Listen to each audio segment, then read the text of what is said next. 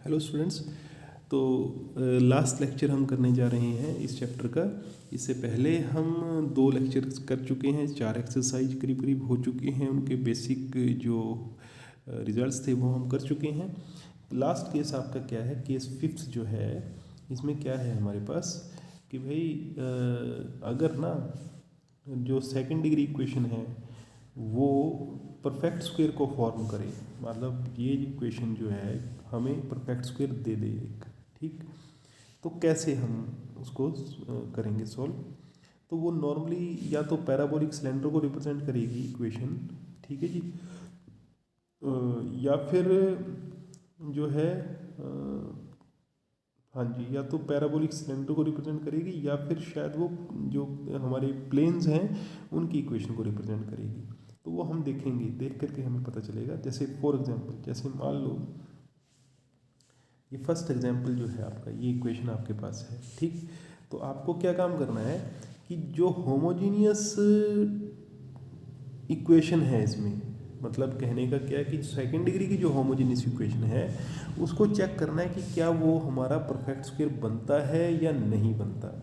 उसको चेक कैसे करेंगे, देखो मैं उसके चेक करने का तरीका क्या है कि भाई आप ना ये कंडीशंस चेक करोगे, H square is equal to A B, G square is equal to A C and F square is equal to B C, मतलब ये कंडीशंस आपको देखनी पड़ेंगी, ठीक है ना। तो देखो एक्स स्क्वायर का कोफिशिएंट ए है, वाई स्क्वायर का बी है, और एच किसका कोफिशिएंट है, एक्स वाई के कोफिशिएंट का हाफ है एच, ठीक।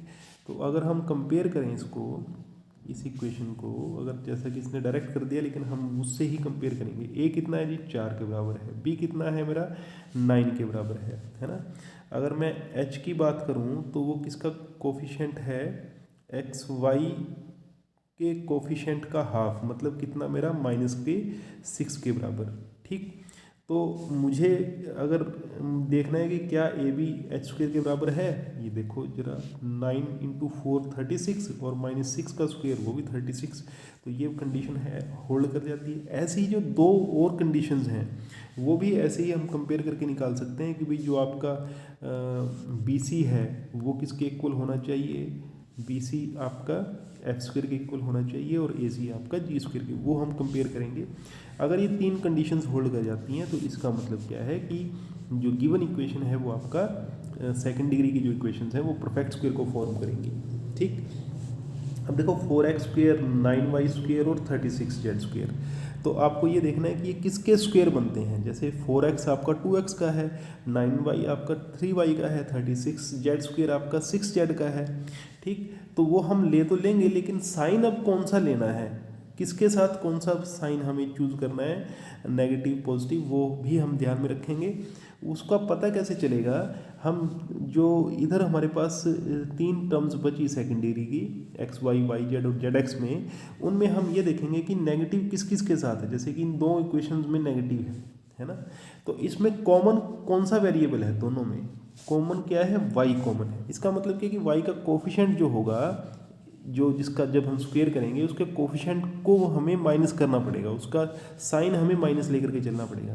जैसे 2x का स्क्वायर हमने ले लिया, 6z का स्क्वायर ले लिया, ये दोनों पॉजिटिव हैं इनके साइन, तो 3y का साइन हमें क्या लेना पड़ेगा, माइनस लेना पड़ेगा, क्योंकि जो इन दो में दोनों के दोनों जो नेगेटिव टर्म्स हैं दोनों में y कॉमन है, इसलिए हमें y का साइन माइनस लेना पड़ेगा, ठीक।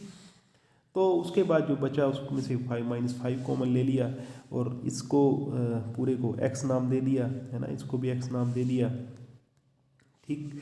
और ठीक है जी, सॉल्व किया हमने।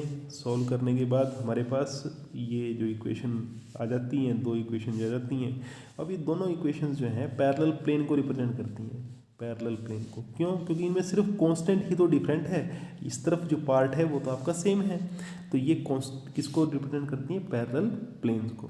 इनको हम इस तरह से भी ले सकते हैं, थोड़ा सा सिंप्लीफाई इस तरह से भी कर सकते हैं। जो इक्वेशन है हमारे पास, कौन सी इक्वेशन है, ये जो ऊपर वाली इक्वेशन है ना, ये वाली इक्वेशन जो है, इसको थोड़ा सा हम ढंग से लिख सकते हैं। वो कैसे कि भाई इसमें जो आपके एक्स वाई जेड के कोफिशिएंट्स हैं उनके स्क्वायर के सम से और उसके रूट से ऊपर नीचे मल्टीप्लाई करना है, एक तरह से, इस तरह से, या सीधे शब्दों में उन जो कोफिशिएंट्स हैं उनके स्क्वायर्स के सम से हमने ऊपर नीचे मल्टीप्लाई करना है। ऐसा ही काम यहाँ पे करना है, ऊपर नीचे मल्टीप्लाई करना है, ठीक है ना, इसी के अंदर भी, इस इक्वेशन में भी। तो जब हमने किया तो हमें जो इक्वेशन मिलेगी वो इस तरह की इक्वेशन मिलेगी, एक तरह से ये वाली इक्वेशन मिलेगी, ठीक है जी। इसमें आपका ये किसके इक्वल है, ये 7x के इक्वल है, ये वाली वैल्यू, ठीक है ना।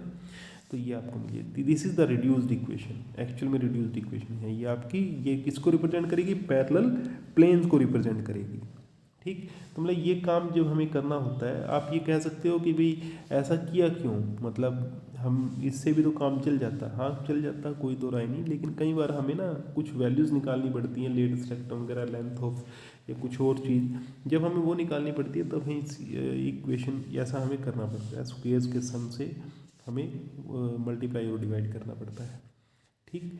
जैसे इसमें तो ज़रूरत नहीं थी, लेकिन आगे जो एग्जाम्पल है उसमें ज़रूरत पड़ेगी। जैसे ये है एग्जाम्पल हमारे पास, इसमें हमने कंपेयर किया, ABC वगैरह सारे निकाले, ये चेक किया, ये बराबर आते हैं, इसका मतलब क्या है कि ये परफेक्ट स्क्वायर बनता है। अब ये क्योंकि इसमें सेकंड डिग्री टर्म सारी की सारी पॉजिटिव हैं तो नेगेटिव का सवाल ही पैदा नहीं होता, तो इसलिए हमने इसको ऐसे लिख लिया, स्क्वायर सबका लिख लिया। अब फिर एक काम क्या करना है, इसके बाद आपको स्टेप ध्यान रखना है कि क्या करना है, वो क्या कि लैम्डा एक अपनी मर्जी से इंट्रोड्यूस करना है, अपनी मर्जी से एक लैम्डा ऐसा चूज़ करना है जिसको आपने प्लस लैम्डा कर दिया। जब प्लस लैम्डा किया तो यहाँ पे आपने फॉर्मूला लगाया A+B का होल स्क्वायर का, वो कौन सा, A का स्क्वायर प्लस 2AB है ना, और प्लस B का स्क्वायर, ये फॉर्मूला आपने लगाया। कैसे, ये तो आपका A है, ये जिस पे मैंने सर्कल किया है, और लैम्डा आपका क्या है, B है, तो वो A का स्क्वायर प्लस B का स्क्वायर प्लस 2AB ऐसे किया। और फिर जो ये आपका इसका A का स्क्वायर है, इसकी वैल्यू ऊपर से उठा करके इसमें रख दी हमने, यहाँ पे रख दी ऊपर से उठा करके, ठीक। और लैम्डा स्क्वायर को और उनको जो बची हुई टर्म्स है उनको ऐसे ही रहने दिया और सिंप्लीफाई किया, तो ये इक्वेशन आपको मिलती है। अब दो प्लेन मिल गए आपको, एक तो ये वाला प्लेन स्क्वायर के अंदर वाला और एक ये वाला प्लेन।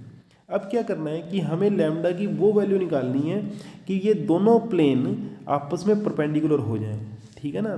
लैम्डा की हमें वो वैल्यू निकालनी है, तो कैसे निकालेंगे हम, परपेंडिकुलर कब होंगे, जब उनके डायरेक्शन रेशियोज का डॉट प्रोडक्ट का सम क्या होगा, 0 होगा। डायरेक्शन रेशियोज इसके क्या हैं, 3, 2 और 2 हैं, x का कोएफिशिएंट y का z का, ऐसे ही इसका x का y का z का, उनके जो इनके डॉट प्रोडक्ट का सम किसके बराबर होना चाहिए, 0 के बराबर, तभी ये दो प्लेन आपस में 90 डिग्री के एंगल पे इंटरसेक्ट करेंगे। यानी लैम्डा आपका क्या आ जाएगा, सोल्व करने के बाद लैम्डा 1 आ जाता है। अब लैम्डा को 1 पुट हम करेंगे उस इक्वेशन में, या यूँ कहो कि हाँ लैम्डा को 1 पुट करेंगे कहाँ पे, इस इक्वेशन में, ये जो इक्वेशन थी ना आपकी इसमें, ठीक। ये इस तरफ तो लैम्डा को 1, इस तरफ हमने, इस तरफ भी हमने लैम्डा को 1 पुट किया, तो सॉल्व किया तो ये इक्वेशन मिली। फिर वही काम करेंगे जो ऊपर किया कि एक्स वाई जेड के कोफिशेंट्स के स्क्वेयर्स के सम से मल्टीप्लाई और डिवाइड किया, ठीक है ना। और करने के बाद इसको, ये एक इक्वेशन पूरी की पूरी आ गई आपके पास, ये दोनों के दोनों जो हैं बराबर 0 बराबर 0, ये दो कोऑर्डिनेट प्लेन्स आपको मिल जाते हैं, कैपिटल वाई और कैपिटल एक्स।